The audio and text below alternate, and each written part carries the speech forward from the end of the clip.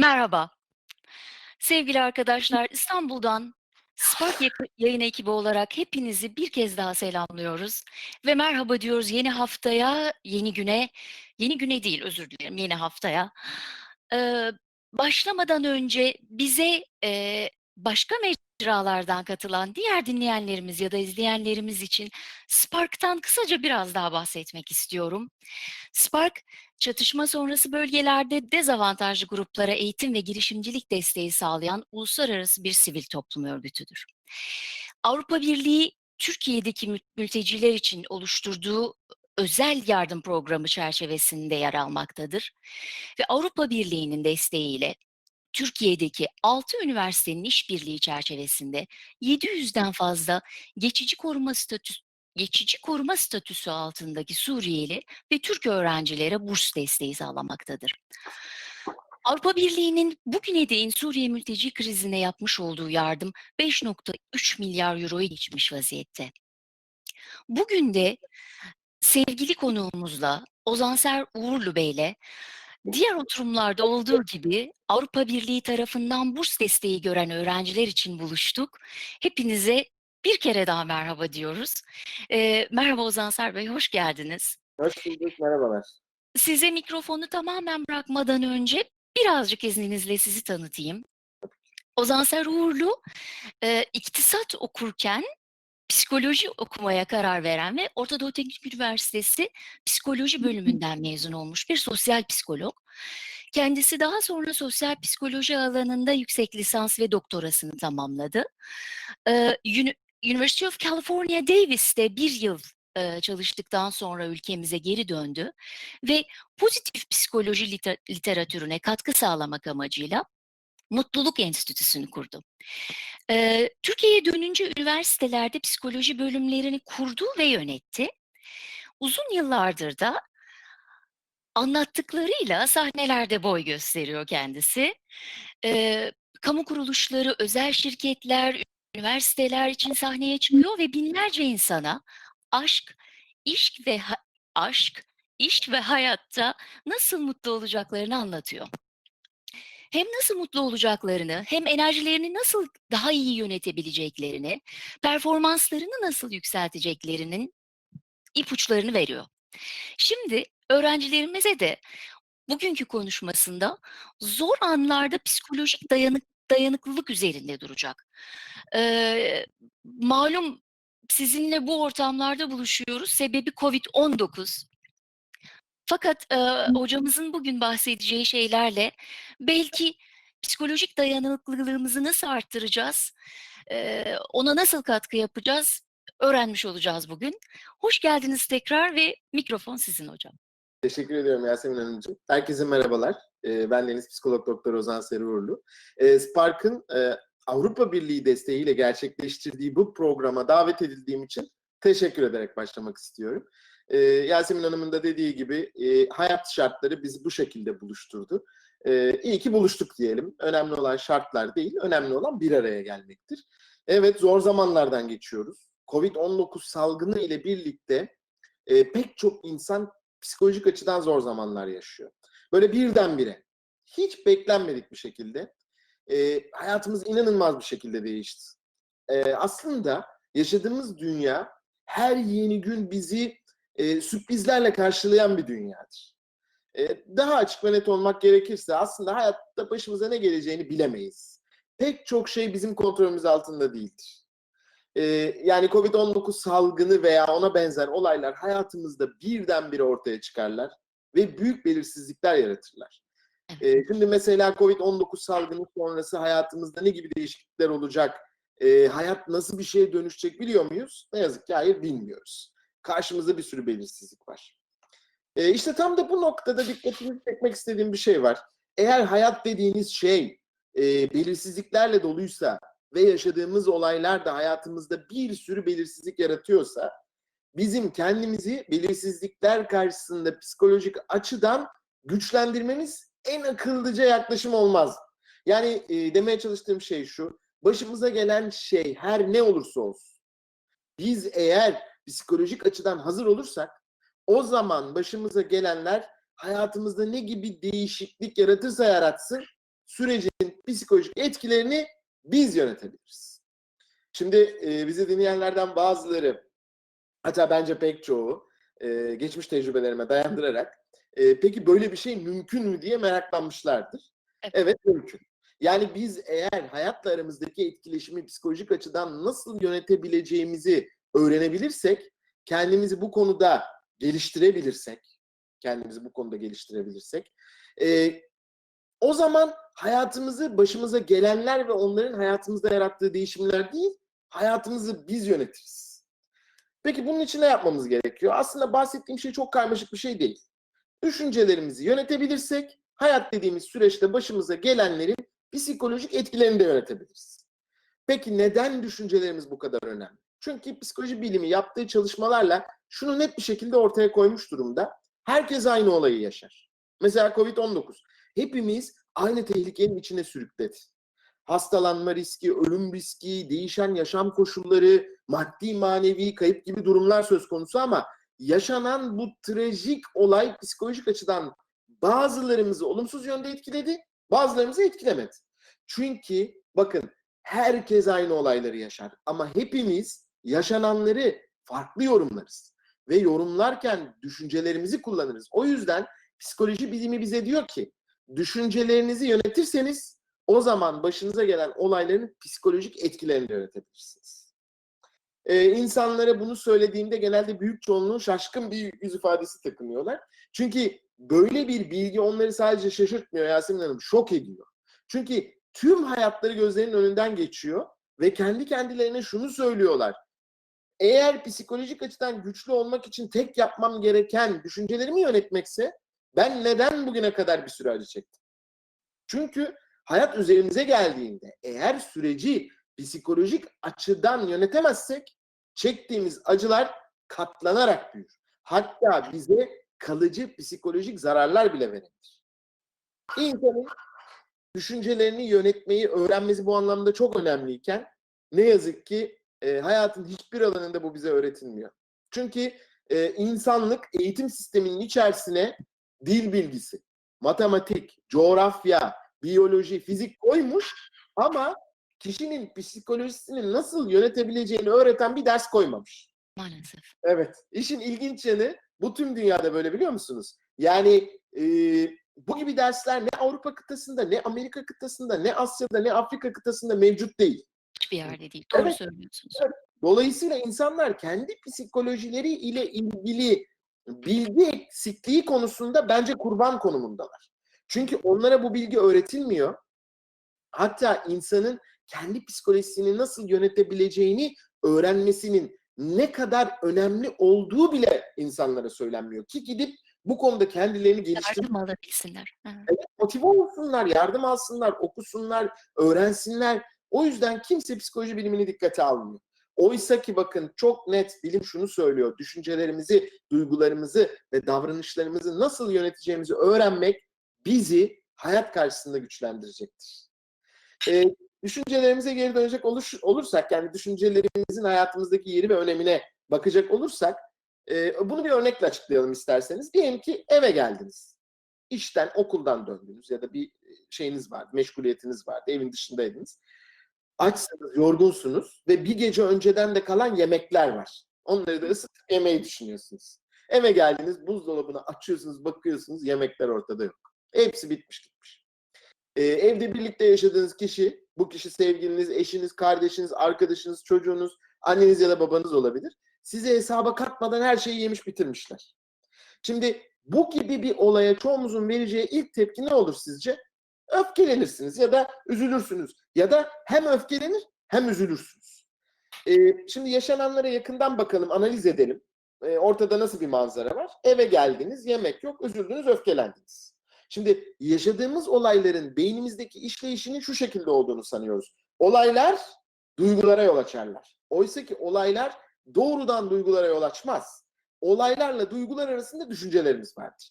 Yani bizim başımıza gelenler doğrudan duygulara ve davranışlara yol açmıyor. Arada bizim düşüncelerimiz var. O yüzden eğer düşüncelerimize müdahale edersek, ki onlar bizim kontrolümüzdeler, ortaya çıkan duygular ve davranışlar değişecektir. Mesela eve geldiğinizde evdeki yemeklerin yenilmiş olduğunu gördünüz. Aslında öfkelenmenize yol açan düşünceler şunlar olabilir. Beni hiçe sayıyorlar evdeki diğer insanlar. Beni Evet. düşünmüyorlar. Bütün yemekleri yemiş bitirmişler. Ben bu yorgun halimle nasıl yemek pişireceğim? Bu çok kötü bir şey gibi düşünebilirsiniz. Yani Evet. duyguların ortaya çıkmasında düşüncelerimiz çok büyük belirleyici.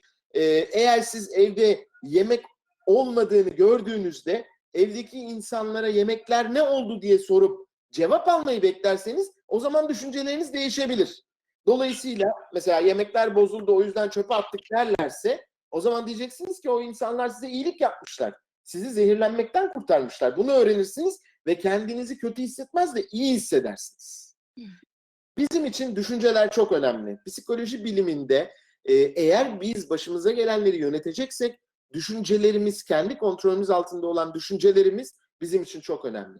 Peki düşünce nedir? Basit bir şekilde zihnimizde akan sözcükler ve görüntülerdir diye anlatabilirim. Yani düşünce dediğiniz şey aslında aklımızın içinde sözcüklerle ya da resimlerle yani görüntülerle yaratılan bir akıştır. Düşünme eğilimi sayesinde zihinsel olarak aklımızda kavramlar ve ilişkiler üretiriz. Yine bunu örnekle açıklayalım. Diyelim ki bir restoranta oturdunuz, menü istediniz. Size yardımcı olması gereken görevli kişi son derece kaba hareketlerle size menüyü getirdi. Böyle inanılmaz soğuk ve olumsuz tavırlarla size Kafamıza attı. ne istediğinizi sordu. Size kötü davranıyor. Size yardımcı olmadı, nazik tavırlar sergilemedi. Ne hissederdiniz? Paranızla yemek yemek için bir işletmeye müşteri olmuşsunuz. En azından nezaket ve görgü kuralları çerçevesinde Minimum, değil mi? değil mi? Muamele görmeyi beklersiniz Yasemin Hanım. Evet, İşte evet. tüm bu süreç boyunca düşünceleriniz yaşanan olayın nasıl bir olay olduğunu anlamanıza yardım eder. Ve sizin uzun yıllara dayanan bilginiz, birikiminiz size bir restoranda müşterilere iyi mi kötü mü davranıldığına dair referans noktaları yaratır. Doğru. Düşünceleriniz sayesinde değerlendirmeler, yargılamalar, karşılaştırmalar yaparak anlarsınız ki garson size kötü davranıyor. İşte burada ortaya çıkan kendini kötü hissetme dışsal bir olayın tetiklediği düşünceleriyle ortaya çıkıyor. Yani hissettiğiniz duyguların sebebi garsonun size karşı sergilediği davranışlar ve o davranışlar karşısında sizin aklınızdan geçen düşüncelerdir. Şimdi aynı örnekten devam edelim.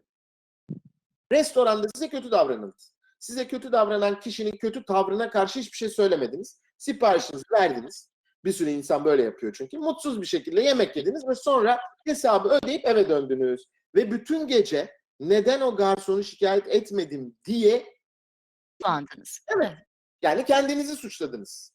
Evet. Hatta kendinizi de çok ağır da eleştirebilirsiniz düşünürken. Hep böyle pısırıksın, hep böyle davranıyorsun, sana kötü davrananlara karşı çıkmıyorsun diye kendinize öfkelenebilirsiniz. İşte bu noktada hissettiğiniz duygular, bunların sebebi ise iç kaynaklıdır.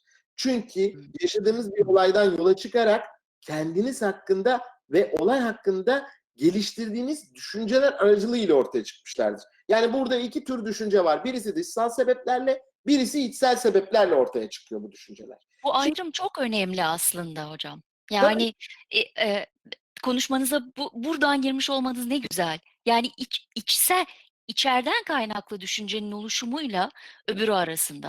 Ay, özür dilerim, böldüm sizi. Buyurunuz. hayır estağfurullah. Gerçekten çok önemli. Yani çünkü biz eğer düşüncelerimizi yönetebilirsek hayatı yönetebiliriz dedik ya psikolojik Evet. etkilerini yönet. Dolayısıyla düşüncelerimizi iyi tanımamız gerekiyor. O yüzden de şunu netleştirelim. Bazı duygular durumsaldır, bazıları düşünseldir. Yani gerçek hayatın içerisindeki olaylar ve uyaranlardan kaynaklanan duygular durumsal, iç dünyamızdaki kendi düşüncelerimizden kaynaklanan duygular düşünseldir. Yani gidip elinizi masanın kenarına çarptığınızda canınızın acıması dışsaldır. Ama eğer siz kendi kendinizi kötü hissediyorsanız işte örnek verdim gittiğiniz yer menüyü aldınız size kötü davranıldı ve sen neden ona karşı çıkmadın diye düşüne düşüne kendi kendinize acırsanız işte o zaman da bu düşünsel duygular ortaya çıkmış oluyor. Koronavirüs salgını ile ilgili yaşanan süreçte durumdan kaynaklanan duygu yani korku şu şekilde gelişti. Salgın bir hastalık var ve biz virüsleri göremiyoruz. Ancak virüslerin insanlardan buluşabileceğini, yüzeylerde kalıcı olduklarını öğrendik. Ve düşüncelerimiz görünmeyen bu tehdit için yavaş yavaş böyle kafamızda şekillenmeye başladı. Bu düşünceler bize diyor ki dikkat et, bu virüs çok tehlikeli. Ve biz korkmaya başladık. Bu korku nasıl bulaştığını bildiğimiz bir virüsten uzak durmak için işte ağzımızı ve burnumuzu kapatmak için maske takmamıza sağladı.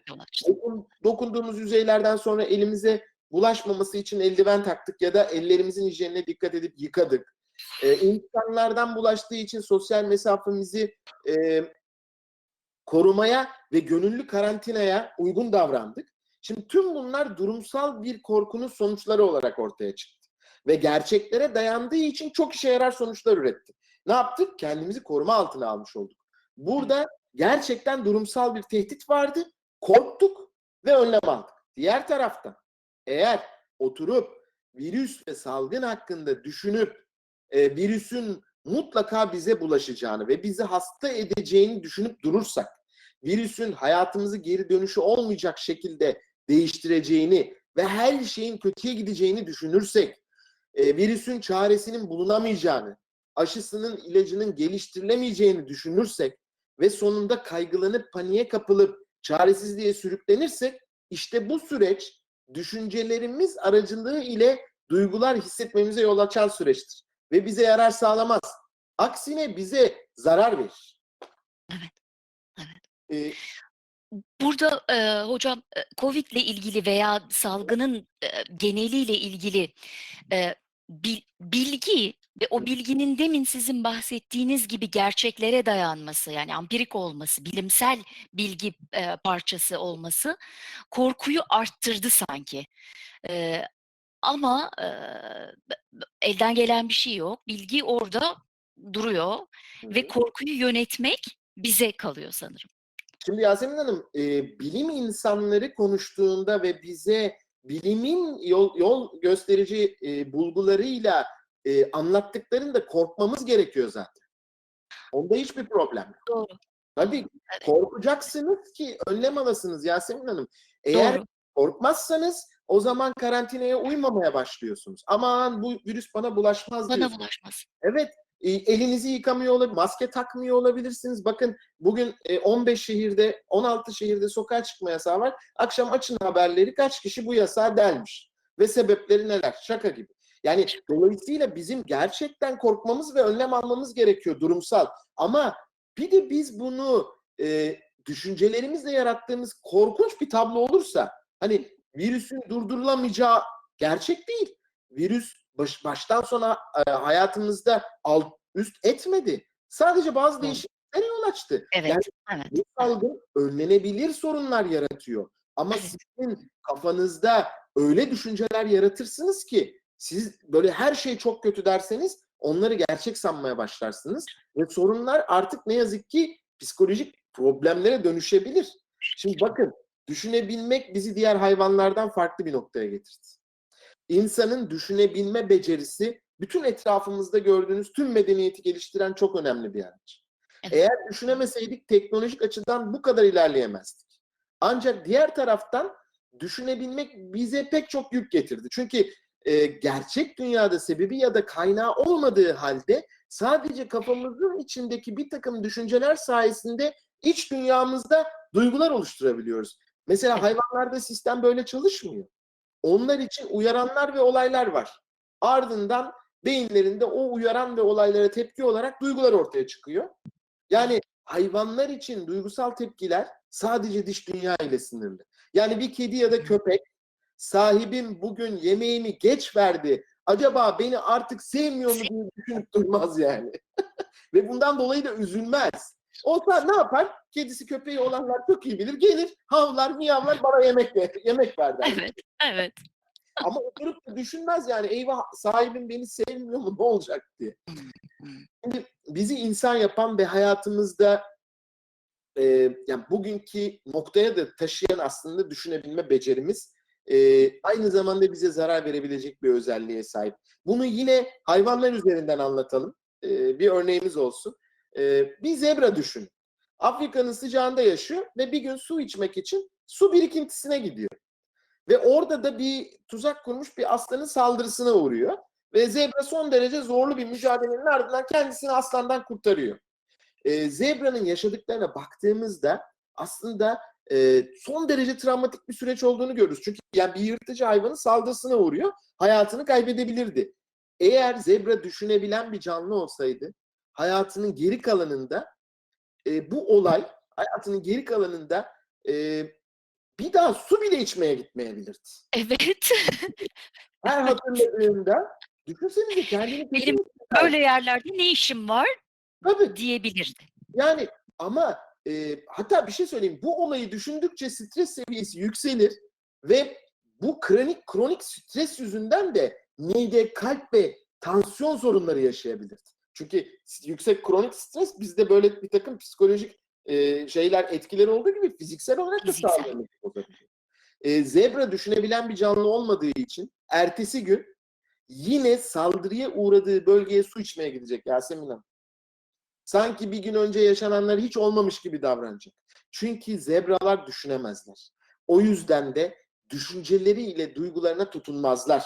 Ama biz insanlar düşüncelerimiz aracılığı ile duygular yaratıyoruz ya kafamızda. Hiç olmayan şeyler yüzünden. Daha da iyi gidiyoruz. Düşüncelerimizle o duygulara tutunabiliyoruz. Şimdi duygularımıza tutunma konusu aslında pek çok psikolojik sorunun arkasında yatan dinamiği anlamamız için bize yol gösterir.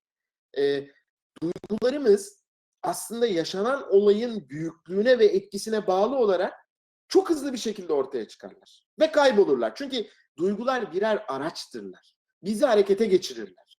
Ve görevlerini yerine getirdikten sonra ortadan kaybolurlar. Çünkü bakın bir duyguyu sürekli hissetmek zihnimiz için zarar verici olur. Yani sürekli iyi hissetmek ya da sürekli kötü hissetmek insana zarar veren bir durumdur.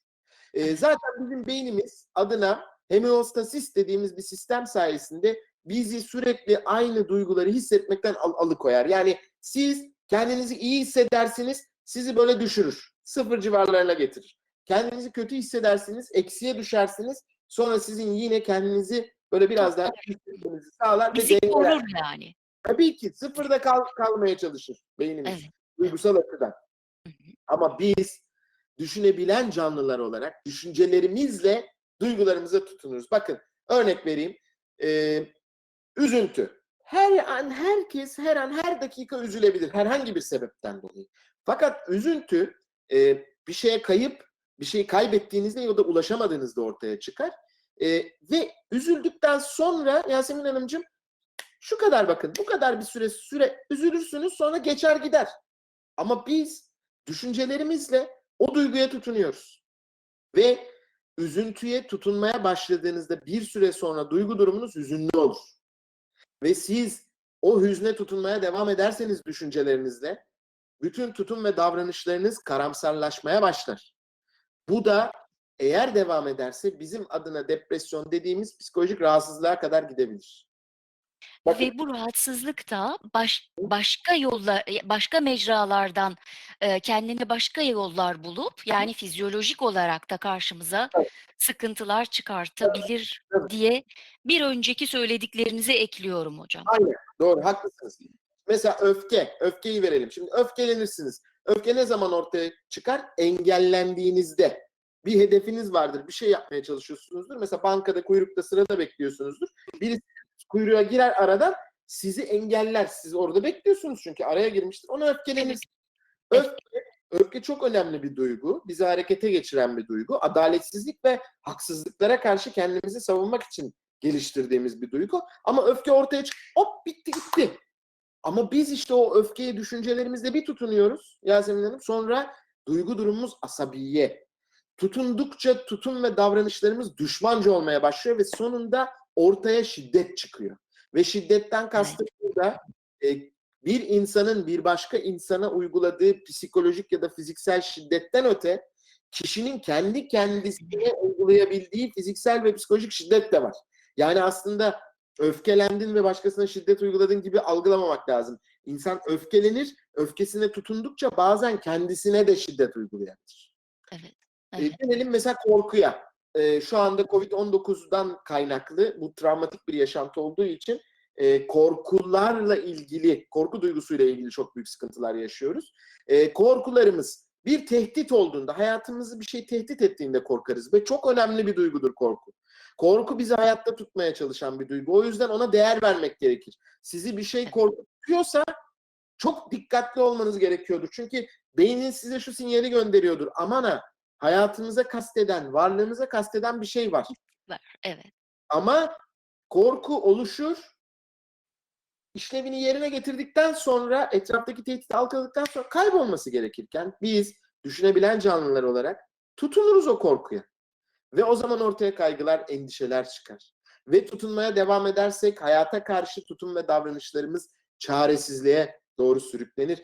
Ve en sonunda şu anda tüm dünyada pek çok insanın çok ciddi olarak yaşadığı panik atak hastalığına kadar gidebilir işler. Bakın, bir duygudan bahsediyoruz ya. Basit bir duygu ortaya çıkıyor ve eğer biz ona düşüncelerimizde tutunursak işte o zaman ortaya psikolojik rahatsızlıklar, hastalıklar çıkacak kadar işler karışabiliyor. Evet. Evet. Bütün duygular gerekli o zaman Tabii, aslında, değil mi tabii. hocam? Hepsinin gerekli olduğunu söyleyebiliriz.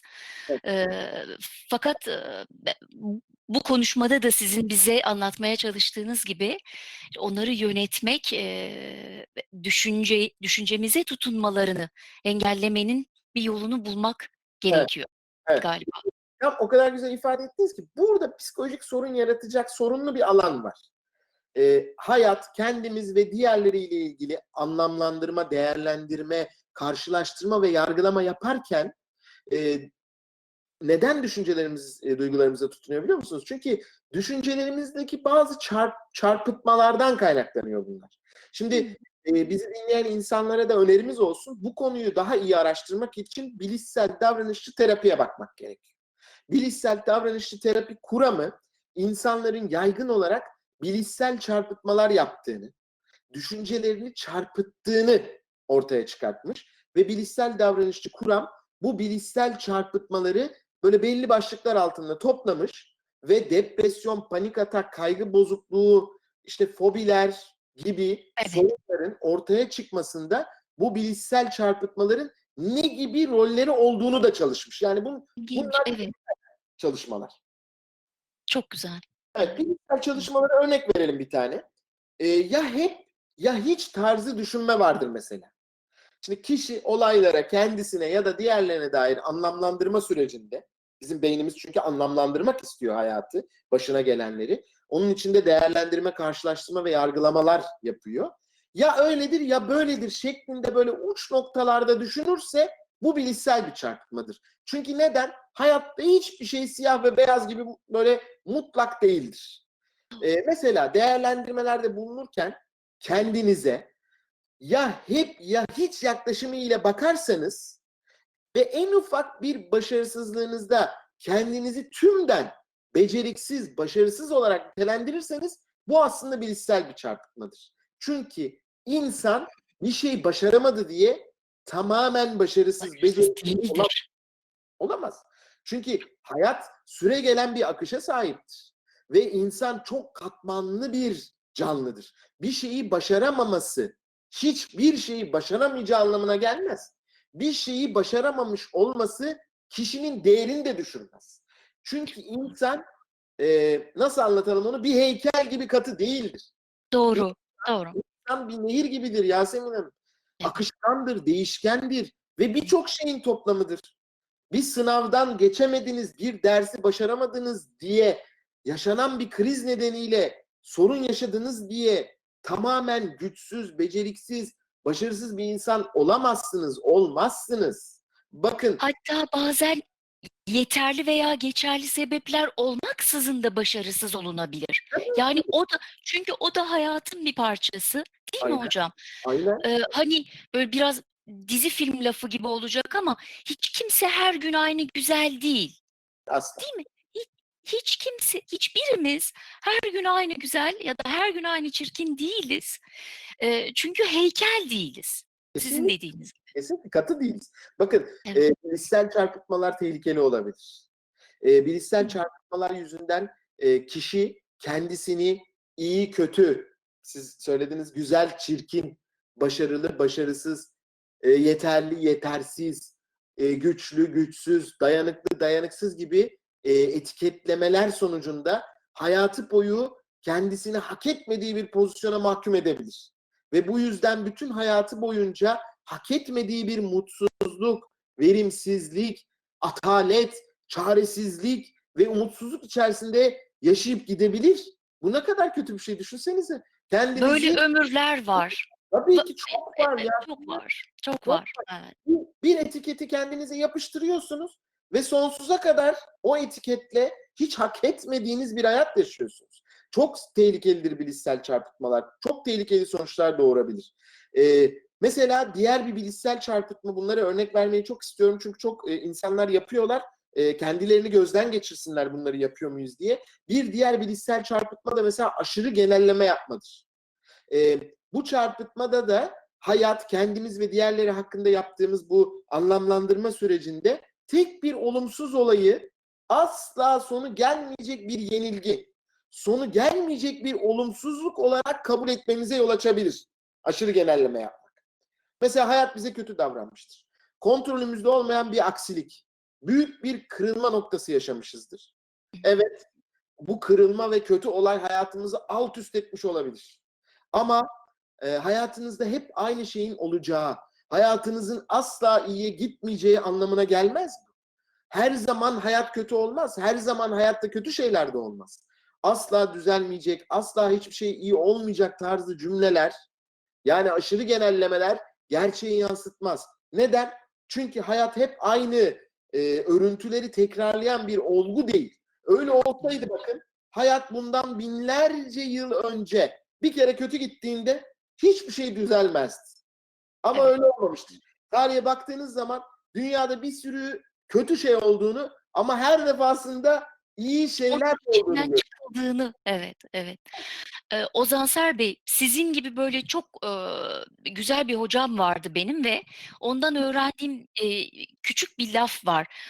Genelleme dediğiniz için burada izninizle onu hatırlatmak istiyorum. Bizi dinleyenlere de eminim daha önce duymuşlardır. Bütün genellemeler tehlikelidir, Hı bu hı. bile. Çok güzel. Değil mi? Tabii ki, yani çünkü bakın, bir kere kötü bir şey oluyor diye her şey kötüye gidecek. İnsanların hayatında da işlerin hep iyi ya da kötüye gitmez ki. Çok Yani siz eğer düşünürken aşırı genelleme yaparsanız o zaman hayattaki aksiliklerin hiç düzelmeyeceklerine inanır, öyle kabul eder. Bakın, bu yüzden de hayata devam etme motivasyonunuzda, yaşama enerjinizde, hayata tutunma arzunuzda azalmalar yaşarsınız. Ve duygu durumunuzu depresife kayar. Sonunda belki de depresyona bile girebilirsiniz. O yüzden ki bilişsel çarpıtmalar çok tehlikelidir. Şimdi Covid-19 sürecinde genel olarak insanların en çok içine düştükleri bilişsel çarpıtmadan bahsedeyim mi size? 2 aydır sürekli bununla uğraşıyorum. Korkunçlaştırma. Şimdi insanlar hayatta başlarına gelen her şeyi değerlendiriyor Yasemin Hanım. Mesela kahve içiyorsunuz, araba kullanıyorsunuz, bir ayakkabı satın alıp giyiyorsunuz, hepsini değerlendiriyorsunuz. Evet. Bu değerlendirme dediğimiz şey kafamızın içinde dönüp duran bir skala üzerinde oluyor. Ve bu skalanın bir ucunda mükemmel var, bir ucunda da korkunç. Ve arasında da sırasıyla çok iyi, iyi, normal, kötü, çok kötü gibi böyle seviyeler var. Şimdi hemen insanların, hepimizin hayatında cep telefonu çok önemli olduğu için oradan bir örnek vereyim. Örneğin yeni bir cep telefonu aldınız.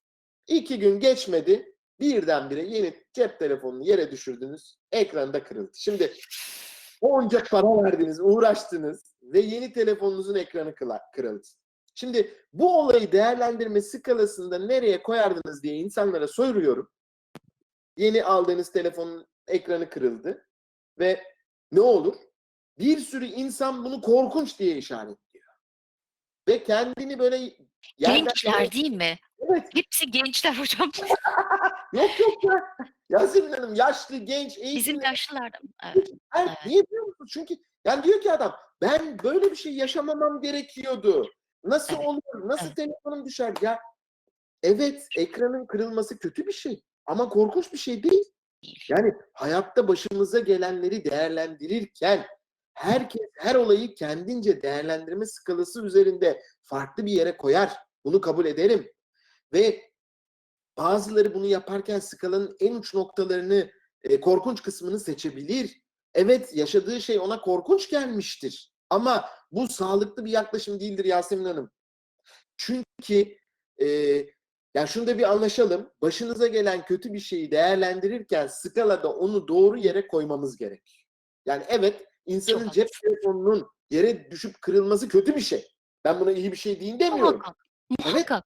ama korkunç değil Yasemin Hanım. Aynı şey, yani düşünsenize, bir salgın hastalık için de geçerli. Ona korkunç demek yerine kötü bir şey dememiz gerekiyor. Çünkü Evet. çünkü akılcı düşünecek olursak bakın, bu bir hastalık. Üstelik biz bunun nasıl bulaştığını biliyoruz. Nasıl önlem alacağımızı biliyoruz ya. Milyonlarca yıldır virüsle başa çıkan bir bağışıklık sistemimiz var. Evet. Evet. Gelip bu hastalığın çaresi bulunacak. Yani şu Evet. anda hastalığı Bunlar iyi şeyler. Evet. yönetebiliyoruz bu Evet. hastalığı Yasemin Hanım. Evet. Bununla nasıl başa çıkacağımızı biliyoruz. Bakın, hasta olanlar tedavi edilebiliyor. Yani durum şöyle değil. Bir virüs çıktı, nefes alır almaz bulaşıyor sana ve sen anında ölüyorsun gibi değil. Yani zaten bu tip şeyler gerçek hayatta olmaz, filmlerde olur. Yani Evet. arkadaşlar, lütfen yaşadığınız şeyi korkunçlaştırmayın. Kendinize yaşananları nasıl anlattığınız çok önemli. Salgın var, hastalık hepimizi öldürecek. Aman Tanrım, bittik biz, mahvolduk, öleceğiz, hepimiz öleceğiz gibi bir yaygaraya kapılırsak işte o zaman beynimiz panikler. Konuya nasıl baktığın, neresinden baktığın tüm sonuçları değiştirir. O yüzden olanı biteni akılcı bir şekilde değerlendirmek zorundayız. Çünkü neden biliyor musunuz? Bakın, biz akıllı, farkındalık sahibi, bilinçli canlılarız. Düşüncelerimizi yönetebilirsek ve bilişsel çarpıtmalardan uzak durursak psikolojik açıdan daha güçlü ve dayanıklı oluruz. Şimdi elbette psikolojik açıdan güçlü olmak ve psikolojik dayanıklılıktan bahsederken her an, her dakika dayanıklı ve güçlü olmaktan bahsetmiyorum. Çünkü Kimi o zaman da zaten mümkün değil, değil mi hocam? Zaten mümkün değil. tabii, o da imkansız. Bakın, kimi zaman umutsuzluğa kapıldığımız olacak. Hatta yaşananlara üzüleceğiz çünkü insanlar ölüyorlar yani.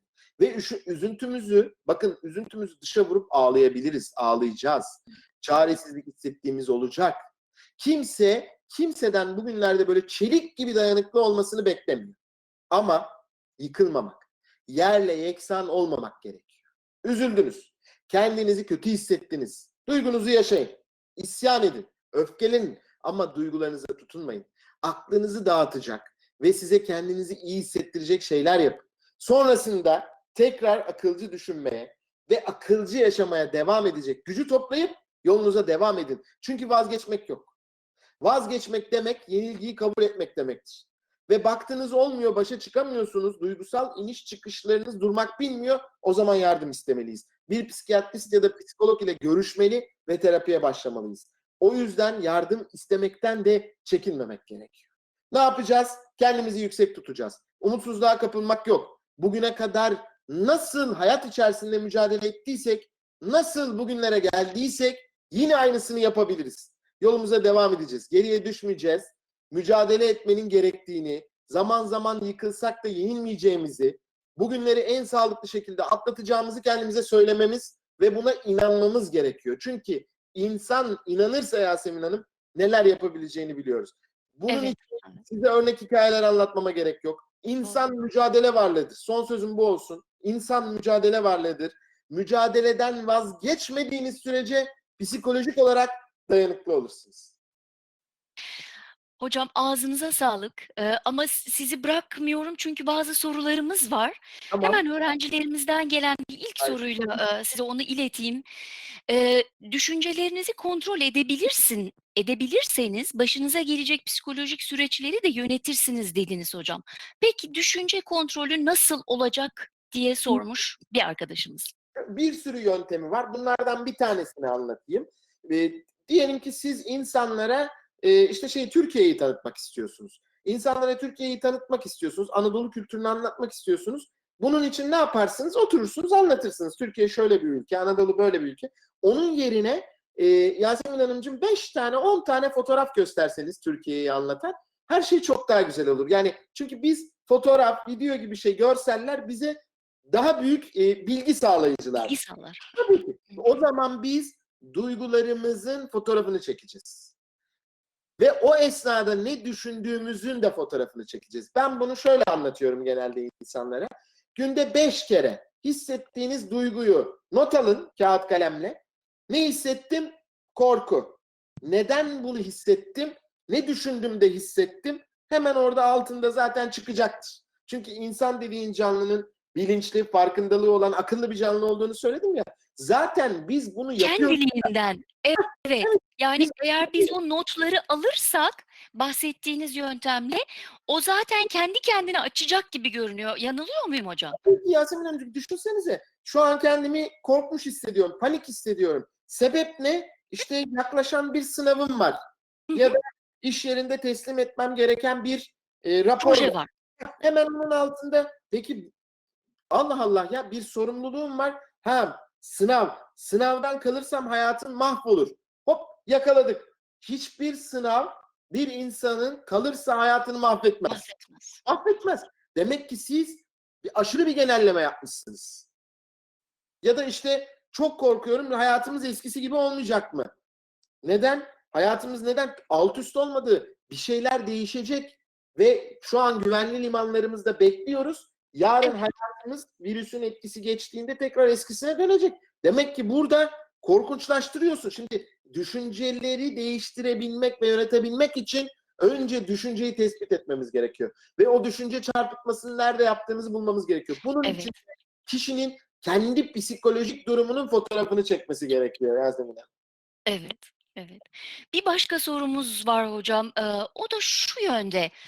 Pişmanlık duygusundan nasıl kurtulabiliriz? Pişmanlık duygusu da aslında düşüncelerimizle ortaya çıkarttığımız bir şeydir. Demek ki olmasını istediğiniz bir şey olmadı, gerçekleşmedi. Ama akılcı düşünerek acaba gerçekten bizim o pişmanlık duyduğumuz konuda yaşadığımız pişmanlık duygusu gerçek nedenlere dayanıyor mu? Oluyor mu? Evet. Tabii ki. Ya bazen insanlar öyle hayaller, öyle hedefler koyuyorlar ki ayaklarını yorganlarına göre uzatmamış oluyorlar. Ve diyorlar ki işte pişman oldum, keşke daha iyi, keşke şöyle olsun.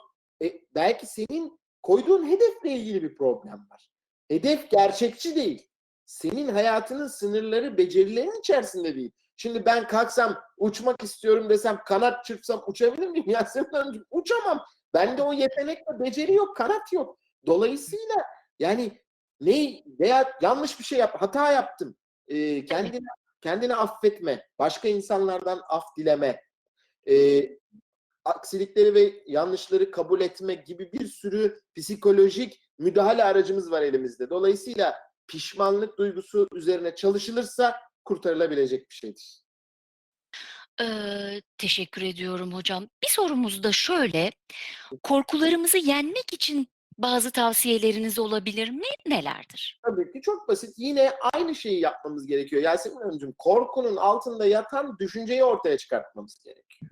Eğer biz ne düşündük de korktuk. Korkuya yer. Evet, evet. Mesela şöyle de şunu da anlatalım. Durumsal bir duygu ortaya nasıl çıkıyor? Mesela birisi size arkadan yaklaşır, pat diye vurur, böyle yüksek bir ses çıkar. Bu doğal korkudur, durumsal korkudur. Ama siz eğer işte sınavdan geçemeyeceğim, işimden kovulacağım ya da Bitiremeyeceğim. okulu bitiremeyeceğim ya da işte başıma kötü bir şey geldi, asla ve asla eskisi gibi bir insan olamayacağım. O kötü şey benim bütün hayatımı mahvedecek. Her zaman her şey kötüye gidecek gibi böyle korkularınız varsa altındaki düşünceye, sonra o düşünceyi o kadar nasıl çarpıttığınızı bulacaksınız. O bilişsel düşünce çarpıtmasını, bu genelleme, işte ya hep ya hiç düşünme, Korkunçlaştırma mı? bunlar o kadar çok var ki bunları internette araştırabilir sevgili öğrenci arkadaşlarımız. Bilişsel çarpıtmalar yazsınlar, bilişsel davranışçı terapi yazsınlar. Artık bilgi çağında yaşıyoruz. Çok kolay ulaşılabilir. Doğru. Düşünce çarpıtmalarının şöyle bir 10-15 tane vardır. Bir gözden geçirsinler ve göreceksiniz. Bunu hepimiz yapıyoruz Yasemin Hanım. İnsan zihni bilişsel olarak düşünceleriyle çarpıtmaya çok müsait bir yapıya sahip. Dolayısıyla da insan düşüncesine müdahale edebilirse o zaman korkularını da yenebilir, yönetebilir. Sevgili Ozan Servi Uğurlu, ağzınıza sağlık. Çok teşekkür ediyoruz. Eee, Bugünlük sizinle beraberliğimiz bu kadar. Sevgili arkadaşlar, bize online ortamda, dijital ortamlardan katılan dinleyenlerimiz ve izleyenlerimiz, bugün Spark yayın ekibine, Spark'ın programına katıldığınız için hepinize çok teşekkür ediyoruz. Ve bir dahaki buluşmamıza kadar mutlu günler diliyoruz. Hoşça kalın.